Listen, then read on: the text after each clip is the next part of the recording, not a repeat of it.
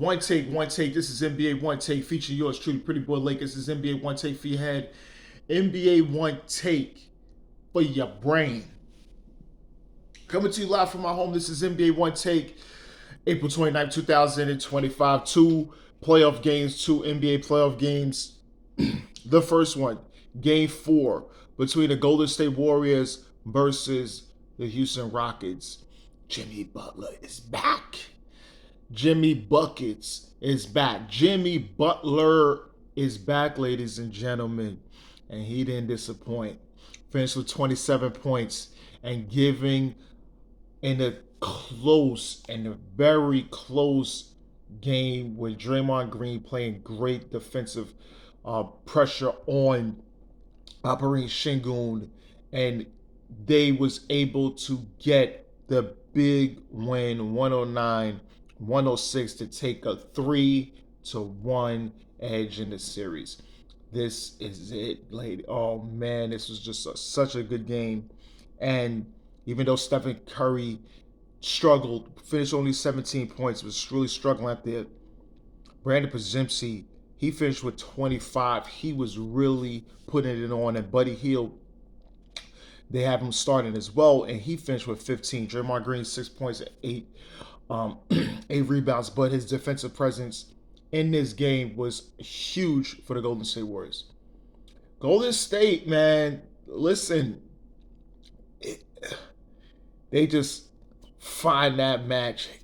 Just finding that magic. And Jimmy coming back it just really ignited this team. After they won game 3 without him, he came back. It's almost like he owed them one. And he did. He delivered. And the Rockets now has to really look at themselves. Do they want to pack it in? Is it over for them? Because, like I said, Alperen Sengun, he finished with 31 and 10. He was looking fantastic. You know, they could be calling him Baby Jokic. Fred VanVleet, he's doing whatever he can. He finished with 25. And Amen Thompson finished with 17 points and 9 rebounds and playing great defense like he's been all season, especially against Steph Curry. Now, Jalen Green finished with 8 points. This is, again, just a concern for me. Well, not a concern for me just per se, but just concerning, right? That inconsistency. And that's just really, really being shown, right? He's young. I'm not saying he's a young player. 20, 21, 22, 22. So he's young.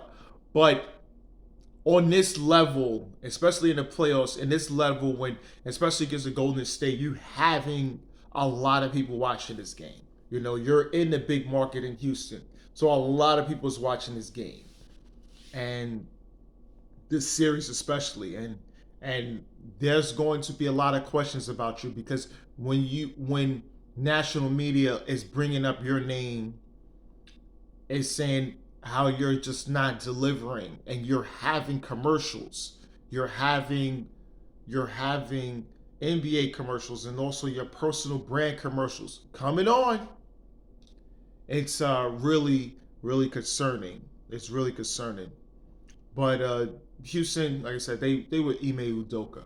The man is a great coach, and I think he's going to try to do the best to get these guys prepared and not try to die out or go down in a game 5, because they'll be going back home. So they'll be going back home into their home crowd, and they're gonna try to extend this series. Golden State knows how tough it is to close someone out. So can't wait for that. But this series is good. It has a lot of tense moments. There's a lot of stuff happening in this series. So it's a lot of testiness, and I love it.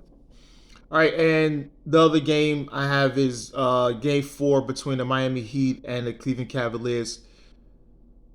The Heat got smashed.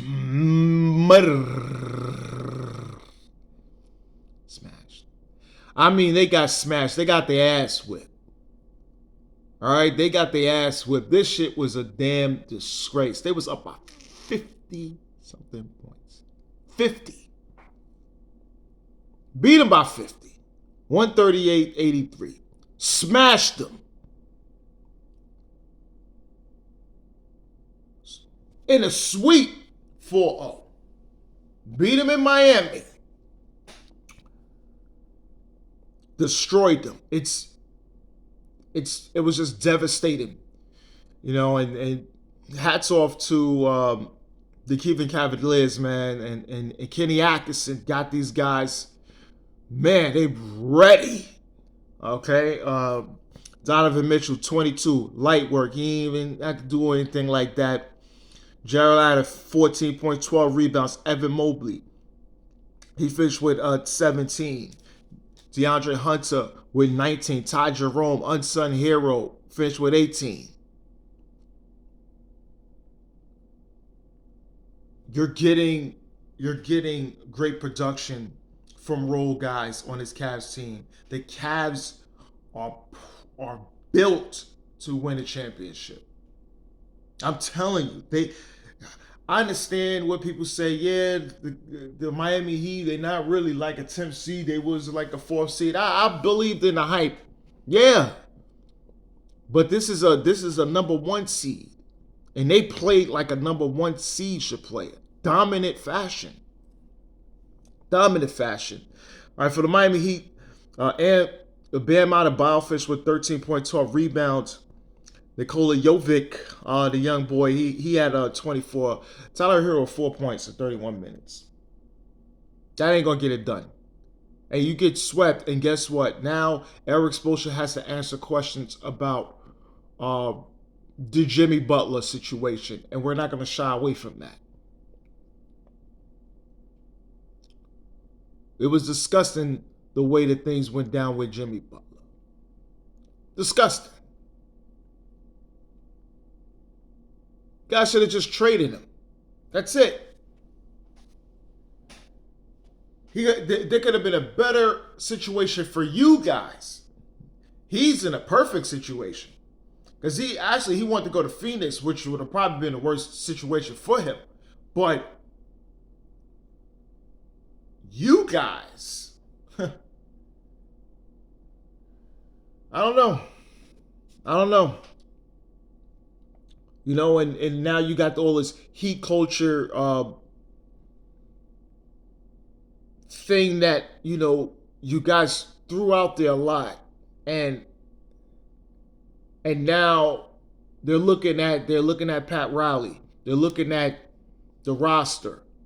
Are they getting better? Then you got people on TV talking about, I want to come to Miami. It's not as desirable anymore. Because Pat Riley is like, oh yeah, I'm the godfather or whatever. And it's like, oh, he don't take care of top guys. He can bring them in, but he's not taking care of top guys. And they're looking at the history. Zoe, he was shipped out. Remember? Yeah. Zoe was shipped out. Tim Hardaway was shipped out.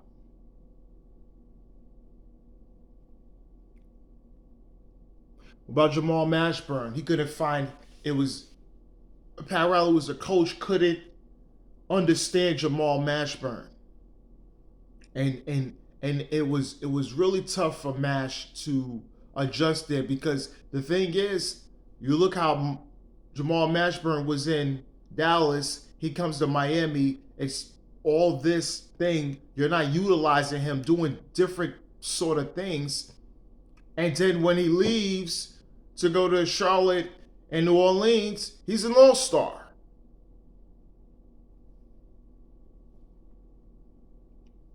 Let's talk about that. Who else? What else they had? Yeah, he brought in Anthony Mason. He was an all-star. Shipped out.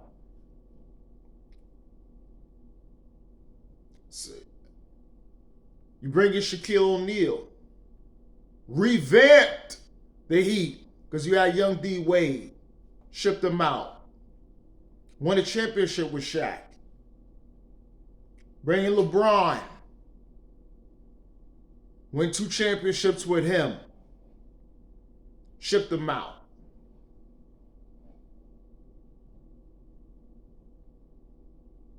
Chris Bosh. If he didn't have the blood clots, they'd have probably made a deal for him to be shipped out as well. Dwayne Wade. It was a damn travesty. What the fuck happened to Dwayne Wade? Dwayne Wade wasn't supposed to go to Chicago. He wasn't supposed to go to Chicago.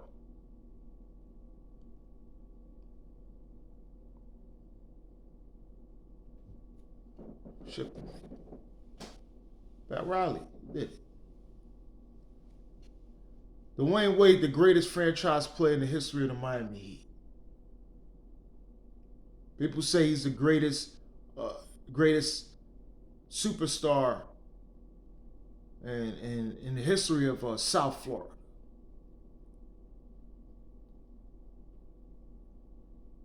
Possibly over Dan Marino.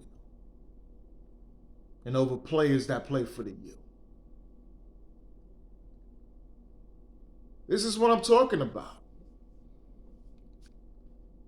Pat Riley got an answer. And then the things that happened with Jimmy Butler.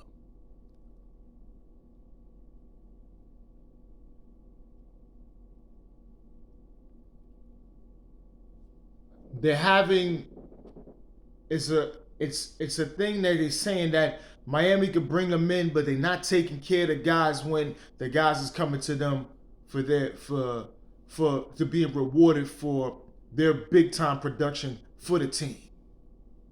Championships or not.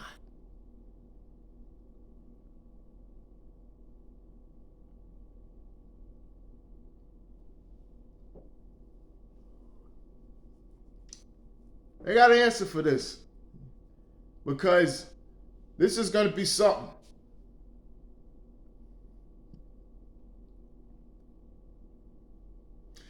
Y'all think Bam Adebayo is going to want to stick around there like that? He won. He was winning. He won a championship, but he's winning. And when the situation gets to it, he may possibly want to leave too. I don't care how much Udonis Haslem was taking. Udonis Haslem, he's not Bam Adebayo. He was never Bam. Bam is an all-star. Bam is a defensive player candidate almost every single year for the past 7-8 years.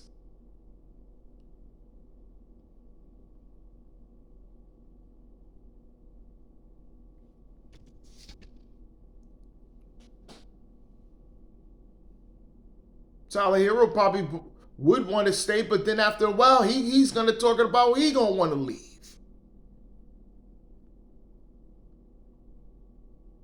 It's going to be tough. It's going to be tough.